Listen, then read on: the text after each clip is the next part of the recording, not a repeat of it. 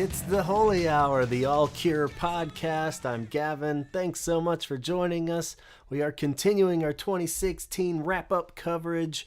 And next on the chopping block, if you've been following along, is Manchester. Oh, Manchester, so much to answer for. I know, wrong band, but we all kind of know what we're talking about, I think. If you've been following along online, you've kind of noticed some shit went down in Manchester that was had all the Cure fans in a ruffle. Something went weird, and I thought I'd pieced it together. Seemed like not that big of a deal. A shorter set. Some were saying it was based on a curfew there.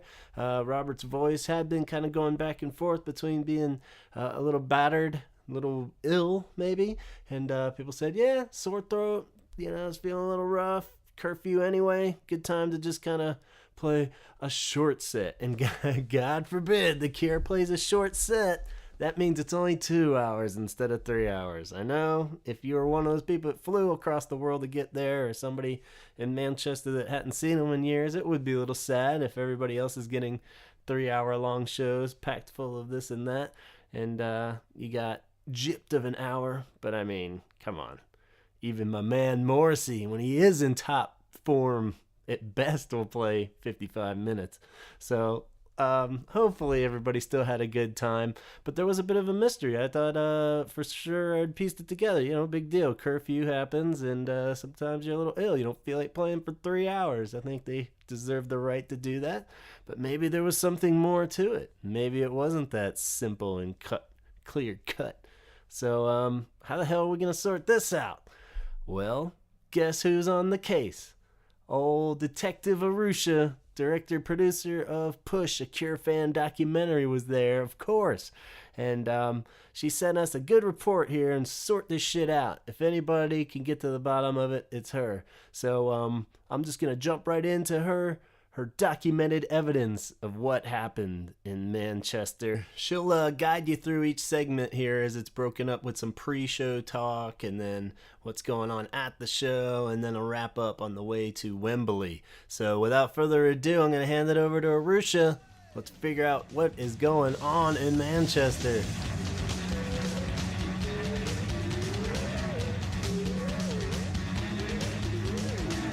Good evening. This is, guess who? It's Arusha, director and producer of Push, a Cure fan documentary. A story that I've been building on and off for 20 years, if you can believe it. But yeah, tonight I'm here to bring you the Manchester report, as experienced by yours truly and some friends. I do want to take this moment to thank Gavin and Donald for being so inclusive and allowing me to share my experiences via the podcasts. I hope it's been mutually beneficial to everyone involved. And I really do hope that next year we can commence the Cure Holy Hour Hollywood Squares game. I don't even know what that is yet, but for those of you who remember the Hollywood Squares or have seen it, you know, I sometimes when I do recordings for the Holy Hour podcast, I just think about the Hollywood Squares and how there was always some person in one of the 9 squares. If you don't know what I'm talking about, I'm sure somebody can fill you in, perhaps Gavin will, but you know, Hollywood Squares basically was a game show in the 70s, I think. And they would have different celebrities come in and sit within one of the 9 squares. But there was always 1 or 2 celebrities who you got the feeling that nobody really knew who they were. They were sort of like D-list celebrities. Like maybe on some commercials or I don't know, that background extra guy or gal that maybe had one line in a really bad B movie. I kind of feel like I'm that person, you know? There's Arusha. There she is. I can only hope that is endearing to some. Anyway, so let's get to Manchester. If we teleport back in time to, I think it was Tuesday. It was November 29th, 2016. And my friends and I were having lunch in the Northern Quarter. Geeking out about songs and what we'd like to hear that night with Ange, who is from Manchester and a dear friend. But what's interesting about the recording is there's a bit of foreshadowing that happens. Let's see if you can find it. I just hope at some point I get my If Only Tonight I Can Sleep amongst any of the shows. Oh, yeah, Bilbao, right? I just love it. It's my favourite. It was so good. I was like my eyes were rolling back in my head, and I'm like, because I was on the rail, and it was like, it was so tall, it was like right up here, so it's just like my head was like there. I mean, I don't know what goes through Robert's mind sometimes when he's doing the set list, because he surely knows the songs, but you know, you'd think there's so many of the fans that are like saying, play, you know, like Figurehead and Cold. You know, have they played Cold the last time they're in Manchester as well? Oh, nice. Have they played that on the tour yet? Cold? Yeah. I don't where? Have they played, you know, like... No, they played it once. They played The Drowning Man as well last time they were in Manchester. They may have played it in San Francisco. See, like, you know, in Spain, how they brought in the blood, because that was kind of very much of the feeling. Right. Tonight they should bring in Cold, because it's effing cold. That could be the thing for Manchester, or Prayers for Rain, or so it's got to be something like that now that we're in Manchester, hasn't it? And Boss. And the Figurehead, haven't they sound checked the Figurehead somewhere in Europe? Yeah, or was it in the States? But they haven't actually played it. I would love to see that. Yeah. Figurehead would be good. I mean, why doesn't Robert let the fans? They should do a set of shows where the fans can do the set list, because but the thing is, shows. the thing is that it would never, no one would ever be satisfied anyway. Do you know what I mean? No, 'Cause that's everybody true. has. I tell you what's happened in Paris. So the show was over. It was a great show. I liked it a lot. Good mood on stage, everything. People, the French, having the wrong face, all of them, saying, it's not the same anymore. Paris used to be a special thing, and now it's not. Now it's like in Germany. Like in Germany, it's like, what the fuck? The gig was great. Shut up, you know. I mean, if it's not the they all mood. expect something No, but I mean, different in Paris. if they're not in the mood to play Face or Cold or Pornography, I mean, if the mood is rather pop songs, then let them play pop songs. I mean, enjoy the show, shut up, be happy that they're still there, that they didn't cancel anything even though Robert was sick. Yeah, be happy they're still alive. That's amazing. Yeah, I mean, okay, it's not your favorite songs, okay, get over it. There is like hundreds of other songs, you know? Yeah. So, I mean, if this year is not the dark set, okay. Or Sleep When I'm Dead, or I'd rather If do you the could have Hungry Ghost 5 than songs Sleep When that I'm they Dead. could put into the set list tonight, what 5 would they be? I'll give you my 5. I'll have Lament. Oh, well, yeah. I've always wanted that. I've never heard that. Oh, Lament. Yeah. I'll have Cold. I'll have Kiss Me, Kiss Me, Kiss Me. You mean the Kiss? The Kiss, yeah. I can Sorry, read I was, thanks. Only Tonight We Get Sleep. Yeah, but they've already played. If it's one that they haven't already played, I would love to hear Out of Mind or A Japanese Dream. That's a tall order. It is, isn't it? I'll be lucky if I get. I'd like him to bring Killing an Arab, that 10:15 Killing an Arab. Killing Bar, That they used to do. that I think you can forget. Yeah. You can hear it again. What about you? Do you have a top 5? Lament. Siamese Twins, even though I've already heard it a million times. Well, not a million, but I haven't heard that since, I think the Dream Tour.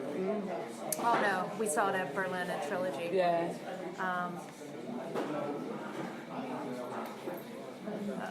This is where it gets tough. Well, the Figurehead.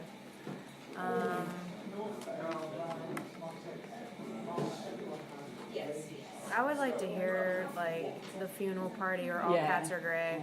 Either one of those. Yeah.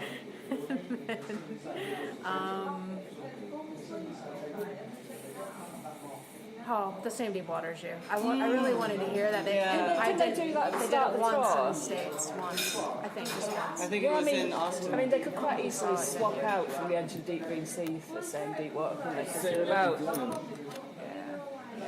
Yeah, Yeah. So I mean, I don't remember the last time I saw that either, but I've seen that a handful of times. But I just want to see it again.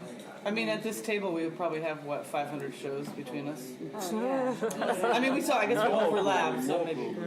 But if you count the overlaps, we have more than that, I guess. Yeah. Tonight will be my 123. 123? Crikey, Thierry from Bern. What are your 5? For tonight, or Yeah, for whatever. tonight. Tonight, right now, what's the move? Okay, so I'll do something a bit less classic than figurehead and things like that. Let's say, used to be me. I was a little less. I was listening to that. It might be a bit of a long shot, anyway. I second that. Loudest sound. controversial. Just to be original, you know, to be a bit original.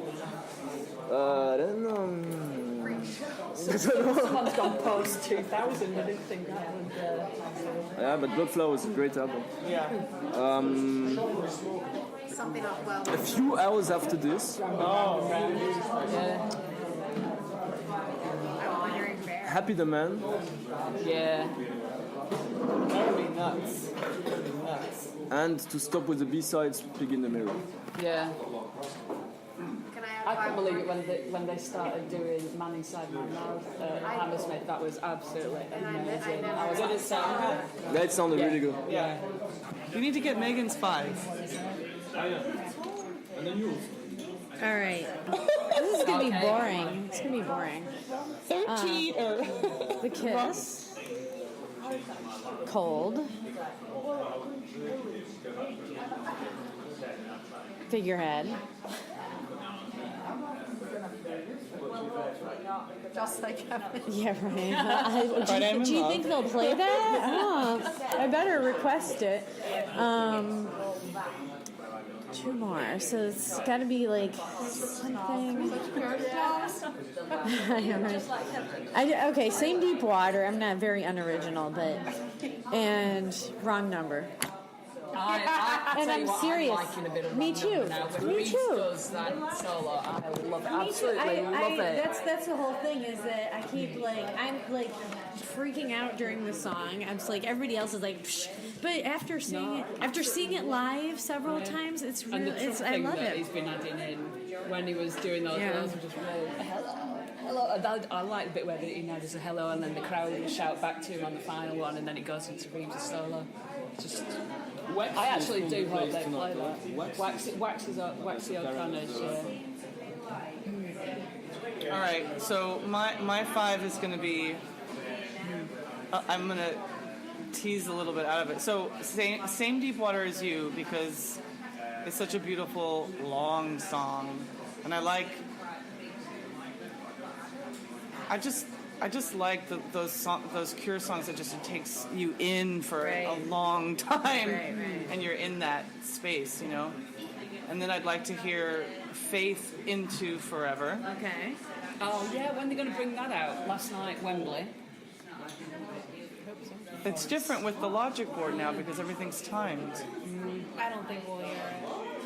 But I'm gonna be wishful thinking right now. No, they're going to break the curfew though at Wembley, aren't they? You got it. And then I'd like to hear Jumping Someone Else's Train into Another Journey by Train. Because for me, in the Reflections tour, that moment where it was like... And I would watch Jason. I mean, just right into it. You know what I mean? Yeah. But like the Jupiter Crash is one of my favorite songs. But that's like a... That's I disagree. it's so good. It's so good. I like it live, especially. Like, I don't like the album version that much. I like the version they did in '95, and I saw them in Glastonbury, and That was the first time they played it, wasn't That's it, the original version, like on that tour. I like that original version much better than the album version. But I would say listen to it again and focus only on the guitar arrangements. Focus on the fact that there's the jing, jing, jing, jing, jing, jing, and then Simon's bass, Yeah, I love that. and then the third guitar. Because the way that they're all arranged together, I think is incredible. I mean, the words. But I mean, I think Wild Mood Swings is a great album anyway, altogether, including 13 hours. Wendy time. Including Is that, Return. oh no, that's not Hey, you know I like that one. Cool, actually, yeah. Yeah. I love Bear. I actually that's like Love good. America Yeah. too. Me I too. love Want Lie. Yeah. Me too. That is I one of think my favorites. Reeves has really added to Want Live Yeah. I don't as well. think so. I think Do you not exactly like? contrary, I hate it like what he does. I think he ruins the intro. I think it's just something. I think he just breathes a bit of fresh air into songs which have got quite predictable live. Yeah.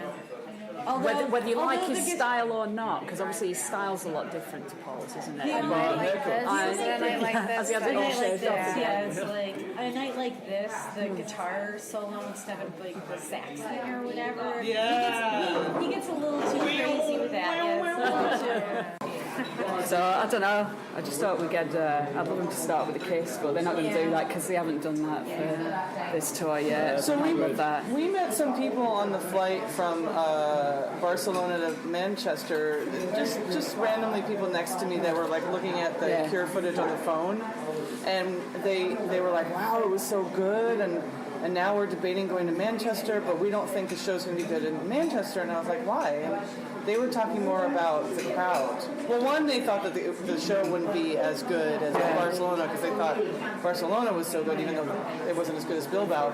But they were saying that they felt like the Manchester crowds wouldn't be that into it.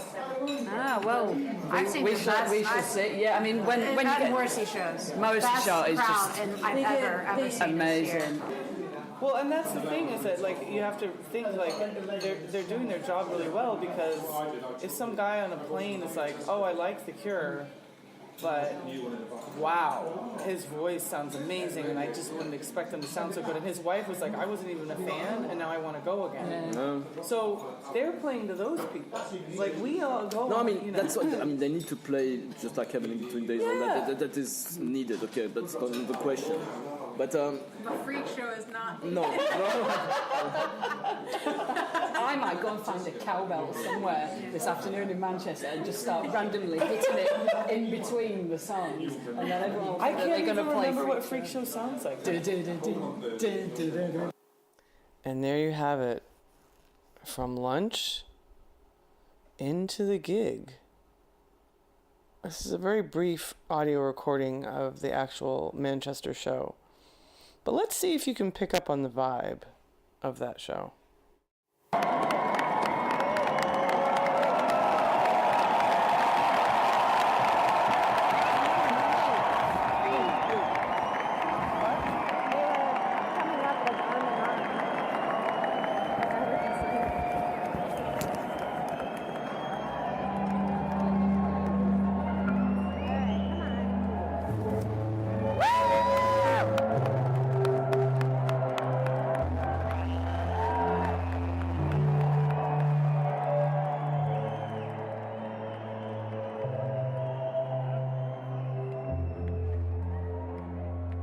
Encore 1, I hope that doesn't mean it's short.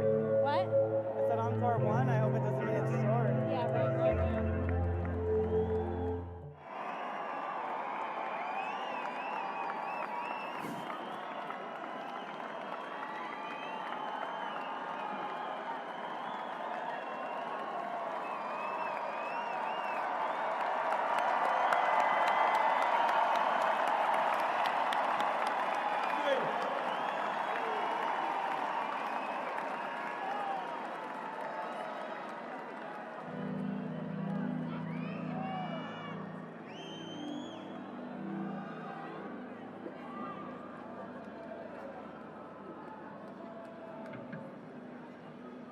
Oh, it's gonna be burn already? Yeah, so there was a little taste of what was happening or not happening at the Manchester show. I'm not sure if you can kind of feel it, but it was as if people would clap for 1 second and then just sit there. I know. Do you guys hear my cat? She's always got a lot to say. But then we go from Manchester to the train down to London. And here's our review. Yeah. Good afternoon and welcome to everybody just joining us here at Stoke-on-Trent. This is the 10 to 1 Virgin train to London Euston. Calling next at Milton Keynes Central in a little shy of an hour from now at 1:46, and we're due to arrive at London Euston at 2:24. This is Arusha Baker from Push, a Cure Can documentary, and I'm with Jen and Megan, and we just left Manchester and we're on a train to London. So Megan and I have seen now 3 out of our 6 European shows, and Jennifer just joined us in Manchester. Yeah, by now you've heard about it. Yeah. I think that was the shortest Cure show I've seen In a long time, since the festival, where they're limited to 2 hours. Yeah. I was really excited about coming to Manchester. I mean, we had a great time the night before. Manchester is a city built on music and sports, but, you know, a lot of rock and roll history with the Joy Division and the Fall, the Stone Roses, the Smiths, Oasis. Who else? Is Riot from here? No. No, did you say Chameleons, James, Oh, Chameleons. Stone Roses, Happy Mondays. Buzzcocks. Even like Yaz, isn't Yaz? Or I always think of Yaz because during the Hacienda days, they used to play Yaz in the Hacienda. Yeah. So like every time I hear Yaz on the radio, I just think Hacienda. Yeah. Because it's it's like dancey music that I could see the Hacienda playing. Yeah. Who else? It's just there's a lot. You know, like if you go to Manchester, first of all, it's so much smaller than London. It's very easy to get around, and you if you hang out in an area called the Northern Quarter, that's where a lot of the music they kind of still keep the music history alive, and there's a lot of like late night. Apparently, like the Northern Quarter is known for its like after hours pubs and whatnot. So Megan and I got in a couple nights before the show and had a great time, and we met up with fans. And we went to the show, and it was at the Manchester Arena, which is oddly like right inside the station, a train station, right? Yeah, it's weird. So it was a cold night. It's a big arena, like, what was it, 18 or 20,000 were they saying? Yeah. Yeah, big. I mean, big. Not as big as Wembley, but big. It was big. And so you kind of, you walk into a train station where people are going about their merry way, and then at the same time you're going to a concert, so it's just very weird. And the show, I don't think it was sold out, but it was almost sold out. It was very packed. Looked full. Yeah, it was really full. I was surprised, and so was Ange, because, well, the last time they played Manchester was 20 years ago. Right. So, and then it was only like not even half filled, and they had to curtain off like half the arena, and then they played the amazing set list. Yeah, what was the amazing set list 20 years ago? They played Funeral Party. See, I think the same big water as you. Yeah. I mean, I could look it up right now. It doesn't matter. I mean, But yeah, it was a really like amazing set list, and that was only like the 5th time she had seen him. She said. Oh, Ange. Yeah, it was the 5th time she had seen the Cure, because she had seen him a few times on the Wish tour. Sheep. I know. We're on the plane, and we're just going by Green farms. fields and sheep, white sheep. I love the English countryside. Yeah. Oh, there's black sheep. Yes. And it's cloudy and rainy as well. So this is typical England. This is what I think of when I think of England, is the English countryside with wetness and clouds. Yeah, it's pretty beautiful. It is. I just love how it doesn't get brown. Like northern U.S. gets brown in the winter. It stays green all year round here. Yeah. But so Jennifer was on the floor, and Megan and I were on the side of the stage, like literally on the, on the Roger Simon side. Like we had a really good shot of Jason, and I could see the crowd and the people in the front row really clearly. You could see all our friends in the front row. Yeah, and so the band, we missed the Twilight Sad this time, but so the band is starting, and Megan, we're trying to guess what song it is, and Megan figures out it's Shake Dog Shake, and so Because they're the like, lights are flashing. So we were excited. I mean, clearly they were like ready to like give us an assault, but the crowd didn't react. But Yeah. I don't think the crowd had anything to do with the cutting the show. I do. I don't. I do totally. Yeah. I mean, I think that it was a combination of things, but I mean... They were really into Did the you- pop stuff, though. At least, like, where we were looking, like, at everybody around. I noticed that the side you were on was actually more into it than the other side. Not anybody I could see near us. I mean, it Yeah. was just like little pockets of people, but it was probably only like maybe 30% of the people were standing up, even during the pop songs. I mean, Megan, you were sitting the same sort of viewpoint in Barcelona, and the crowd was much different, right? Oh, totally, yeah. I think that was one of the best crowd reactions, though. Like, from what I've heard, I don't know Yeah. if you can compare it to Barcelona, because that was, like, Well, I mean, the audience was so great. This, in my opinion, this was worse than a U.S. show. This Yeah. crowd was worse than a U.S. show. I've never, like, there was one point where Megan and I were clapping, and I kept clapping, and that's the you could hear a pin drop. It was like crickets in between. Like, it was, encore. They went off the stage, and the whole place got quiet. Yeah. I don't know. The people around us were, like, really into it. And they were people I don't even know. Like, it wasn't like it was the diehard fans that I know or whatever. But I could definitely see people. But it was only during, like, Why Can't I Be You? But That that's kind of by stuff. that point, it was too late. Well, did you see when there was one point where Roger came over to our side of the stage and he was kind of like put his hands up, like shrugging and like why aren't people doing anything? Yeah, like we saw, like Jason was like, they were giving it 100%. Yeah. Yeah, they always do. I mean, they always do, but I'm saying that like, it's just something was off, and what we saw from what our advantage point was that like it wasn't their POV, but it was like very close to like you're seeing the entire stadium just sitting there. It was so weird, and there was pockets of people, but yeah, and there was some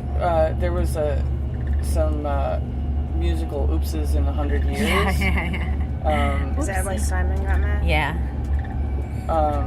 But I guess I felt like the set list was going somewhere. Like they played Sinking, they opened with Piggy in the Mirror. I think, Shake Down Shake. I mean, sorry, I wish Shake Down Shake. Piggy. Give Me It. I thought was excellent. Yeah. It was powerful. And I seeing Jason hammer the drums from the side of the stage like that was great. But I mean, they basically played their first. They did 3 encores with 1 song each, which is unheard of.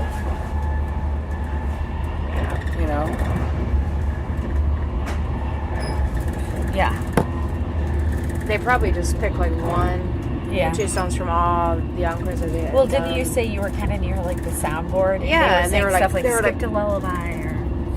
Well, it was actually Melanie who heard that and told me. She heard him say, "Cut the lullaby," so they were like scrambling to like get their shit together because I guess they kept changing. And so then after the show, Ange was like, "Hey, can I get the set list?" And he wouldn't even give it out because I don't think they wanted people to know like everything that had been cut. And he wouldn't say, like, he was just smiling at us because she was like, "So how many songs did they cut?" And he's just like, I don't know. He just like... Yeah. Well, Marika was there, and, she was queuing in line for hours. Marika is from Helsinki, and she said they sound-checked Bloodflowers, 39, and one more. Yeah, that's interesting. I wonder why they decided. Yeah. So, anyway, suffice to say, it was a very strange show to me, and it was disappointing. Not, just I don't know. I've never felt like I couldn't clap, like I was being too loud from clapping. Yeah. That's beautiful. And then when you exit the stadium, and it was like a giant like cow herding mess of a disaster that just drained everybody. There was like people swimming against the stream to each other. And it got so packed. Like there was one point there where I was like, I had to tell myself not to panic. Because it was like you couldn't even move and you were like pressed in with everybody. And this was like getting out of the place. Oh, stampede. Megan, you called this show something that Gavin and Donald will appreciate.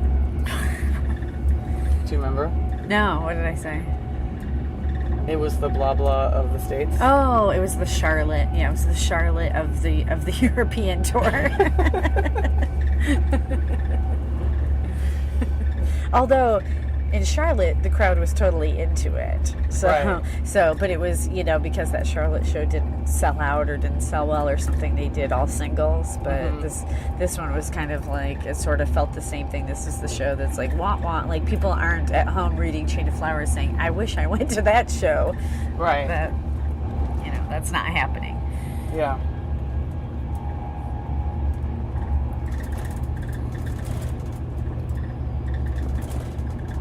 Anyway, Jennifer, what did you think overall? Well, I definitely liked how it started out with Shake Dog Shake, Sinking. I was happy to see Sinking again because I think I only saw it once. And out of 14 U.S. shows, I think I only saw it once. So it's one of my favorite songs, especially live. But then, like, when they cut the first set short so soon, it was like, whoa, wait, what's going on here? But I don't know. I mean, it was definitely my least favorite of the 15 I've been to on the tour. No, it was my favorite. Just kidding. But I mean, I kind of get it. If his throat, the crowd, there are probably like multiple reasons. They just probably were like, 2 hours is good enough tonight, And I mean, because we are really spoiled that they play 3 hours. And we've just become used to that. So now if they don't, we're like, what? You only played 2.5 hours? Well, no, I don't think anyone is saying that they're disappointed that the band didn't play that long. Because to me, it felt like they wanted to, but then they had to change it for whatever reason. So it's never a doubt of their intention. No, I know, but you hear those fans that if they cut the... I've heard it many times from fans. Like, if they play a shorter set, people are like, why didn't we get the 3 hours? Like, there's always people like that. I know, but I'm saying that's not us.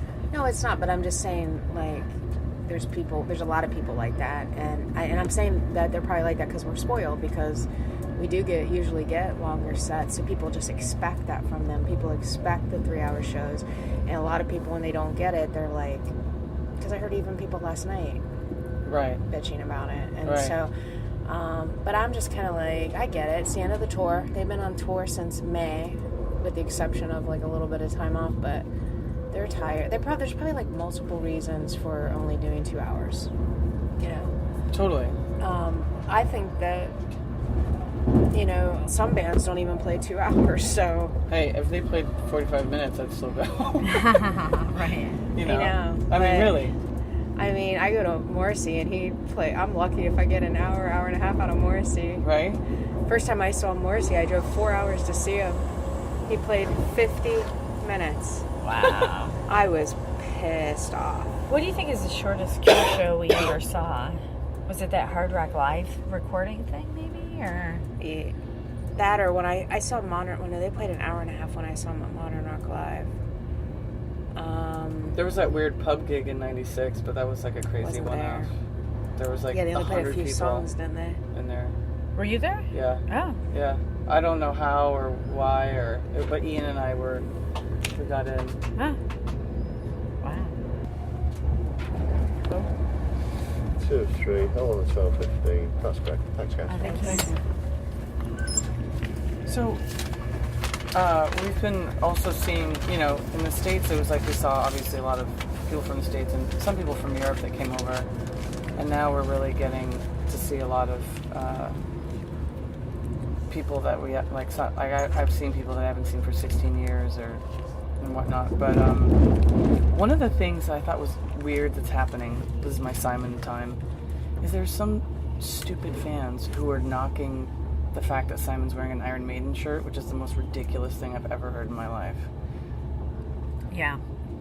I haven't heard anybody say that, but then again, I haven't been exposed to, like, I don't know. Yeah, well, it's a thing, and I just want to say on the record that anybody who calls himself a Cure fan and is giving... Whoa. Good afternoon, we're about to arrive at Stoke-on-Trent. Stoke-on-Trent, our next stop. See how pleasant his voice is, unlike New York? Yeah, everyone's, like, really soothing and laid back here. I love that. I know. In New York, I have people yelling, oh, their platform, and it's like, dude, you don't gotta scream at me, like, what the hell? Yeah. But, yeah, I guess somebody even said something like, okay, Simon, you've made your choice. Like, what choice? To like a band and wear the t-shirt? Right. I like Will Smith, so what's your point? Yeah, no, I know. That's what's ironic. It's like, this is a band that's all about being an individual and doing your own thing, and like... There's not, like, it's almost like labeled, like, you gotta only like this kind of music, or you only gotta dress this way. You have to always just wear black. You can't wear, like, fluorescent bright colors. It's like a stereotype. Like, I think people just need to do what works best for them. Well, that's the sad irony, is like you would expect that from like a closed-minded, insulated person, but you would think that people who found the Cure were not like that, and they were seeing beyond like the black hair and the black clothing, and like actually connected to it for a broader common ground. Do you know what I mean? Not just like, oh, they look cool. It just irritates me. Right. So yeah, I hope you're enjoying this so far, and I hope that you caught the irony that we talked about meeting these people randomly on the airplane from Barcelona to Manchester who gave us a bit of a warning about the dead crowds at the Manchester Arena. Isn't that strange and random? I didn't believe it. I didn't believe it was possible. But they were right. Joel and his wife from Cheshire were totally right about Manchester. We're going to fast forward time again and go to 3 days after the Manchester gig when we were on the Underground, the tube from Crawley to Wembley. This gives Jennifer enough time to sort of change her tune a little bit. So, I guess it's going to be broadcast in a different week, but in real time. And now we're on another train in London to Wembley. The real time is night 2 of Wembley, but we are going to talk about Manchester. So, I'm with Megan Lutz from Chicago, Jennifer McKee from Arizona, and Susan Stringfellow. Where are you from? Sheffield originally, but residing in Saltaire. Where is that? In West Yorkshire. Where is that? West Yorkshire's the middle of the country, so up north. North of Manchester. And you met Jennifer, right, when Jennifer lived here? Is that how? No, I met her in. We were talking about this earlier, about '98. So we've known each other a long time. And how did you meet? Where did we meet? I forget. I think a Cure drink. Yeah. So probably when you were there. That was '99. Oh, we went the year before. Yeah. The year before. So with Ange. Ange and Chris as well. So you're a traveling Cure fan, right? You've seen a bunch of shows. Mid '60s. Yeah. I think I forget now, but yeah, quite a lot. Not as many as some, but. Mid '60s is the amount of shows she's been to, not her age. Just want to clarify that one. Yeah, not quite yet. Yeah. So, we all made Manchester was your first of this little leg, right? Yeah, I went to New York in June, but then of this, recent ones, Manchester, first one. And before the show, what were your feelings? I felt really excited, and just sort of meeting up with everybody, especially like got a real buzz meeting everybody in the pub, and that was amazing. Just seeing everyone again after so long, and then seeing people I sort of recently saw in New York again, and like one guy that I've met in New York, but he lived in London, so sort of like getting new friends too. Yeah.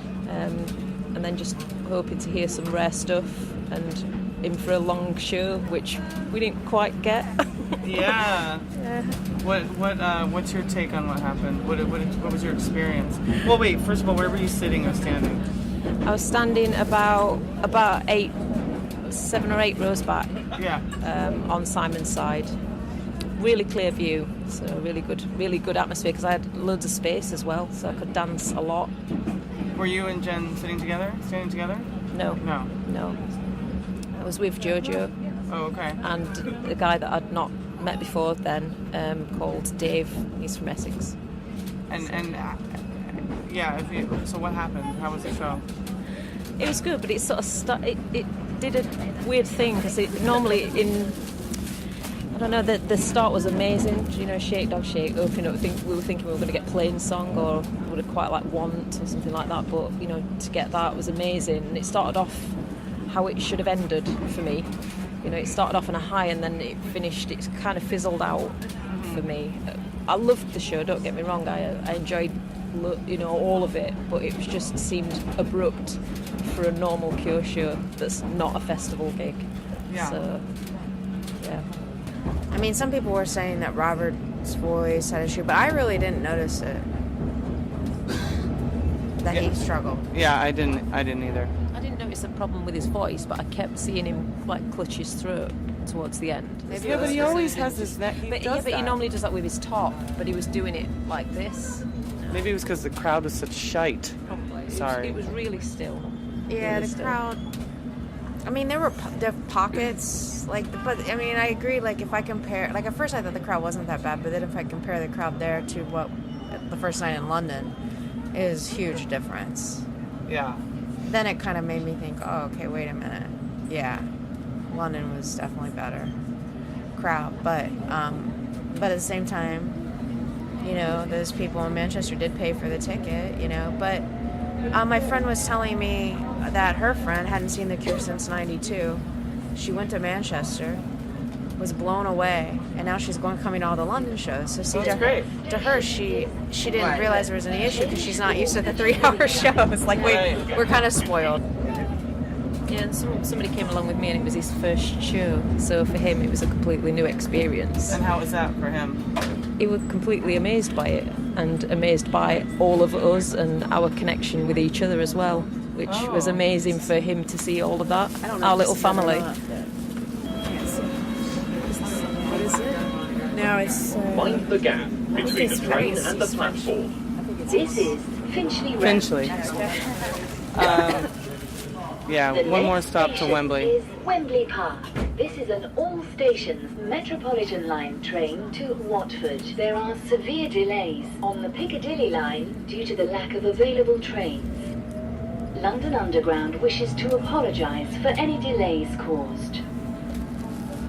Well, that's nice, Sue, that your friend was amazed. He was amazed at the gathering of people. Yeah, just he thought it was a bit crazy before he sort of met, and then he saw that we had this like massive camaraderie with each other, so it went beyond just watching a band. You know, it's like meeting your relatives again who you've not seen for a long time. Yeah, it's brilliant. Yeah, and that's a big part of the Cure for me too, is my Cure family. Yeah. Well, Megan and I were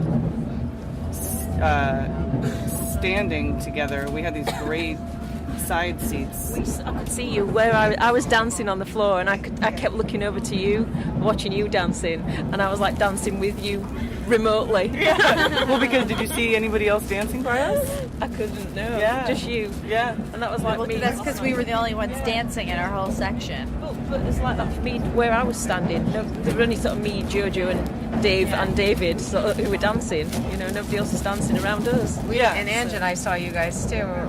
And the thing for me was when they went off stage for the first encore, there was a point like the clapping died down and like nobody was. Clapping. Remember, we were laughing. We were clapping and laughing, you know, and because it was just us. Yeah. Like I kept clapping to make a point, and it literally like nobody joined in. It was so weird. But then at the same time, nobody was leaving. It was like everybody drank embalming fluid or something. It was like I felt like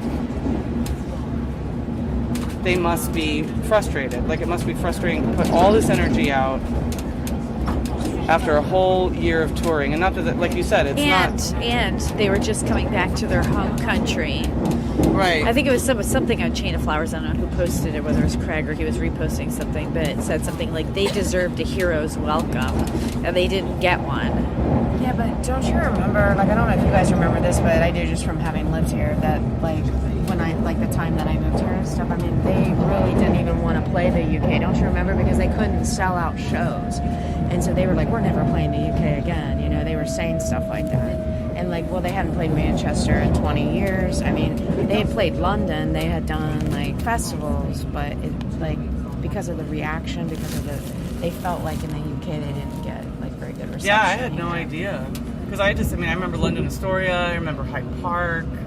Yeah, so like London, I think that they would do, but they were like, do you remember that? Yeah. They said that like they would never play anywhere else in the UK. It's just weird because some of the U.S. shows, there were the audiences that were dead or perplexed or confused, but usually they won them over by the end. Yeah. You know, it was never that bad.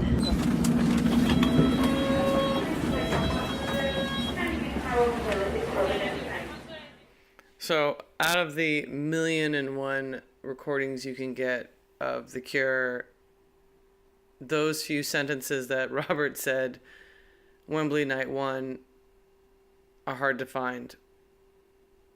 What I heard is, it's got nothing to do with favoritism. It's got nothing to do with my voice. It's about whether the audience likes you or not. And there it is, ladies and gentlemen. And there it is, boppers. If you want to try to sleuth what he said, it's what he says just before Love Cats. December 1st, Wembley Arena.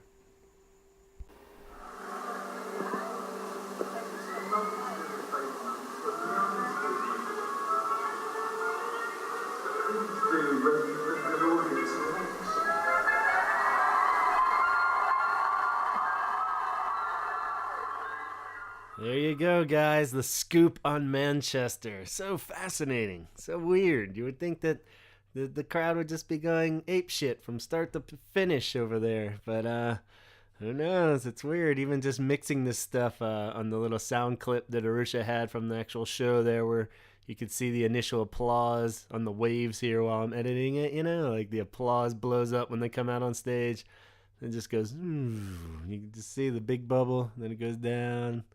So fast, so weird, but you know, it is what it is. So I guess the Charlotte of the European leg is sounds about right. You know, still glad a lot of people still had a great time, and it was still a good show, I'm sure. But just weird.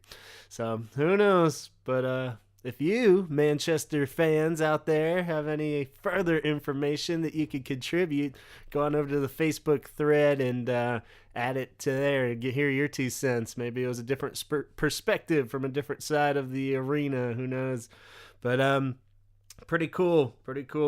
And of course, thanks so much to everybody that contributed for this episode. Jennifer and Megan, as always, and Ange and Thierry in that pre-show discussion there where you guys called it out. You saw it coming. It's so weird.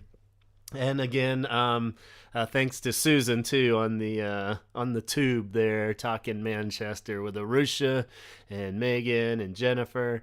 And special thanks to Arusha again, of course, and the Hollywood Squares. Yes, you are way higher up than the D-list celebrities on Hollywood Squares. You're the only thing that adds any credibility to this damn show. So thank you, Arusha, and we look forward to.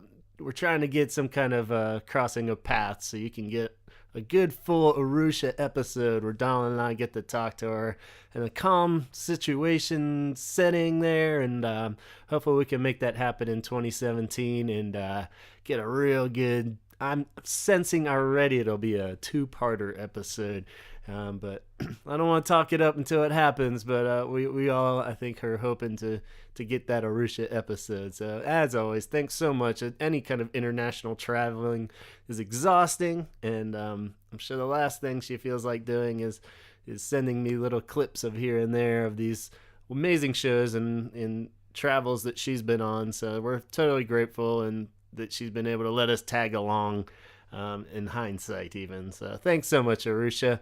And you know what? This all brings it down to Wembley. So I'm not sure what we got on the corner, but we're going to try to wrap up the year with a Wembley recap. And then Donald and I have an end of the year episode on the horizon. And we got an episode that's a real great faith review for me and Donald, but we'll save that for the debut of 2017 Holy Hour podcast. So lots on the horizon. We hope we get it all in there. Since I said it in this episode, it feels a little more concrete. So we're going to try to stick to that. But thanks so much again for the recap of Manchester, and thanks to you, the listeners, for listening. I hope you enjoyed it as much as we enjoyed putting it all together. And if you want to hear more Holy Hour podcasts, go on over to iTunes and subscribe. You can rate us, rank us over there, and make sure you don't miss out on any of these upcoming episodes by subscribing.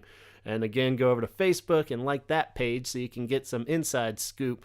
I did find a video of Love Cats from Wembley, but it only comes in on the very last part of his little speech there before it. He says, just the way that the audience likes you and all. And then it goes into the song. So we got most of it. I'm hearing it. I think I'm right there with Arusha on that one. So check out that video and many other little tidbits that go along with all the episodes on the Facebook page. And go on over to Instagram where you can follow along on updates with pictures and hear our feelers that we throw out for new topics on ideas. If you want to contribute, that's where you'll find it. And if you want to contribute anything, just send it to me, gavinconner, at gavinconner@gmail.com, and we will work whatever you have to say about The Cure or the show into an episode, one way or another. Record yourself on your phone, write it in an email. Anything's possible. So we want to get your voice into this program as much as possible too. But if you really want to contribute something, I suggest you go on over to CureFanDocumentary.com, where you can donate some money to Arusha's upcoming film Push, a Cure fan documentary, and drop some money in the bucket there and check out all the social media outlets so you can stay up to date on her project. And it's not too late. Still got a few days where you can order some stuff and get it in time for Christmas. I suggest going on over to mixedupgifts.com, where you can buy all kinds of cool stuff. Some of it's Cure related, some of it isn't, but just go in and dig around. You'll find some cool stuff there at mixedupgifts.com. That's Cindy's website, who's been a contributor to this show and just has an amazing business going on over there that we can't talk up enough. So go on over there. You're bound to find some cool little things you could get for some stocking stuffers, some bigger gifts there, just all kinds of cool stuff. So go on over and check out mixedupgifts.com. You won't be sorry. All that being said, all right, let's bring it on home with Wembley. And until next time, hope you're gearing up and gearing down. 2016's wrapping up. Talk hard.